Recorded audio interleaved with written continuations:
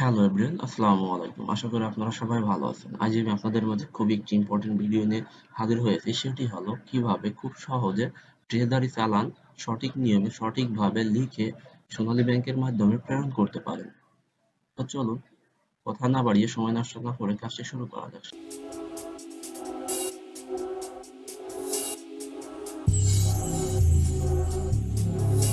সেক্ষেত্রে প্রথমে যে কোনো একটি ব্রাউজার ওপেন করে নিব। তারপর এখানে লিখব সোনালী চালান। তারপর এন্টার প্রেস করব। তারপর দেখতে পাচ্ছেন এখানে কয়েকটা সাজেস্টেড ওয়েবসাইট শো করছে। তো এখানে আমার যেটা প্রয়োজন চালান পিডিএফ, উক্ত অপশনে ক্লিক করে দেব। তারপর দেখতে পাচ্ছেন আমাদের কাঙ্ক্ষিত চালান ফর্মটি চলে আসছে। তো আপনাদের সুবিধার্থে বলে রাখি, উক্ত ফর্মটি প্রথমে ডাউনলোড করে নেবেন এবং ব্যাংকে যাওয়ার পূর্বে 3টি ফটোকপি করে সঙ্গে নিয়ে যাবেন। এভাবে ডাউনলোড করবেন।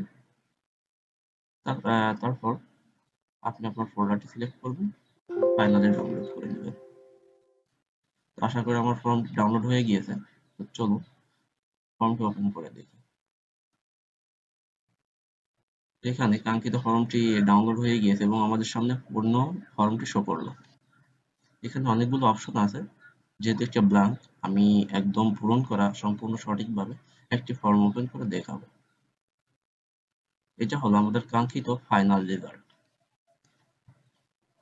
এখানে দেখতেই পাচ্ছেন চালান নং, অর্থাৎ এটি কত নং চালান, এটি ব্যাংক কর্মকর্তারা দেবে, এটি আপনার লেখার দরকার নেই। তারপর তারিখ, অর্থাৎ আপনি যে তারিখে চালানটি লিখছেন বা প্রেরণ করবেন উক্ত তারিখটি এখানে লিখে দিবেন, তারিখ, মাস, সাল। ঠিক আছে? তারপর এখানে বাংলাদেশ ব্যাংকের সোনালী ব্যাংকে অথবা কোন ব্যাংকের মাধ্যমে আপনি প্রেরণ করবেন, অর্থাৎ বাংলাদেশ ব্যাংক অথবা সোনালী ব্যাংকের মাধ্যমে। যেহেতু আপনি সোনালী ব্যাংকের মাধ্যমে প্রেরণ করছেন, সেহেতু এখানে আপনি যে জেলা থেকে সে উক্ত জেলাটি লিখে নেবেন। তারপর যে জেলার যে শাখা থেকে শাখার নামটি লিখে নেবেন এখানে। তারপর কোড নাম্বার, উক্ত বিজ্ঞপ্তিতে আপনি যে বিজ্ঞপ্তির মাধ্যমে যে পদের জন্য আপনি চালান ফর্মটি প্রেরণ করবেন, ওইখানে নির্দিষ্ট কিছু কোড দেখতে পাবেন, চালান কোড। উক্ত কোডটি এখানে সুন্দরভাবে দেখে বসিয়ে নেবেন। এটি ভুল হলে আপনার চালানটি পুরোটাই অকার্যকর হয়ে যাবে। তারপর দেখতে পাচ্ছেন নিচে আরো অনেকগুলো অপশন দেখা যাচ্ছে। এতে যাহার মারফত প্রদত্ত হইল তাহার নাম ও ঠিকানা, এখানে নিজ, আপনি যেহেতু নিজেই করছেন এখানে নিজ লিখে দিবেন।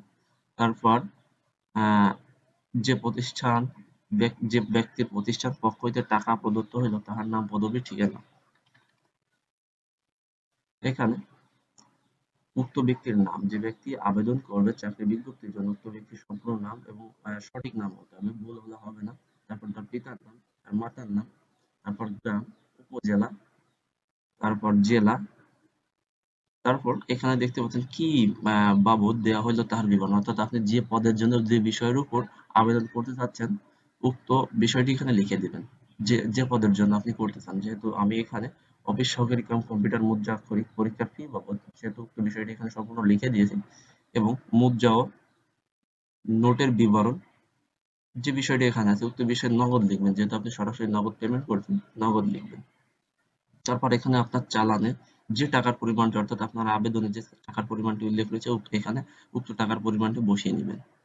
তারপর এখানে নিচে এভাবে লিখে দিবেন 200 টাকা গণিতে, এবং এপাশে বার পাশে একটু লক্ষ্য করলে দেখতে পাবেন টাকা কথায়, অর্থাৎ আপনি যে টাকাটা এখানে লিখেছেন উক্ত টাকাটি বাংলায় কথায় লিখতে পারবেন, যে 200 টাকা, 200 টাকা লেখা হয়েছে। তারপর আপনার কাজ আপাতত শেষ। তারপর আপনি এটি ব্যাংকের যে কর্মকর্তারা আছে তাদের কাছে জমা দিবেন। তারা আপনার এটি যাচাই বাছাই করবে এবং এখানে তারা এই রেড কালার দিয়ে একটা অপশন লিখছে চালান নাম্বার ওনারা লিখে দিয়েছে। তারপর এখানে তারা কিছু সিল মেরে দিবে এবং তারা কিছু লিখে দিবে এবং ফাইনালি সিল সাবমিট করে তারা 2 কপি রেখে দিবে এবং ফাইনালি আপনাকে 1 কপি হাতে দিয়ে দেবে। এবং এই ফাইলটি স্ক্যান করে আপনার যাবতীয় যে বিজ্ঞপ্তিতে দরকার সেই বিজ্ঞপ্তিতে আপনি ব্যবহার করতে পারবেন, স্ক্যান করে নির্দিষ্ট পরিমাণে সাইজ করে। ওখানে কন্ডিশন থাকবে এত বা এত সাইজ করতে হবে, আপনি সেভাবে রিসাইজ করে নিয়ে আপনি আবেদন করতে পারবেন। এবং অবশ্যই এই কাগজটি বা এই ফাইলটি অবশ্যই আপনি অরিজিনাল কপি রেখে দিবেন, কারণ পরবর্তীতে আপনি যখন পরীক্ষা দিতে যাবেন তখন আপনার এটি প্রয়োজন হবে। আজ এ পর্যন্তই। আশা করি বিষয়টি বুঝতে পেরেছেন। যদি কারোর কোথাও কোনো বুঝতে সমস্যা হয় তাহলে কমেন্ট বক্সে জানাবেন। আশা করি আমি আরো খুব সহজে সুন্দরভাবে বুঝিয়ে দিব। আর এরকম ইন্টারেস্টিং ভিডিও পেতে অবশ্যই সাথে থাকুন, লাইক, কমেন্ট, সাবস্ক্রাইব করে এবং বন্ধুদের মাঝে শেয়ার করে রাখবেন যাতে সহজে সহজে সবাই বুঝতে পারে বিষয়গুলো। তো আজ এ পর্যন্তই। আল্লাহ হাফেজ।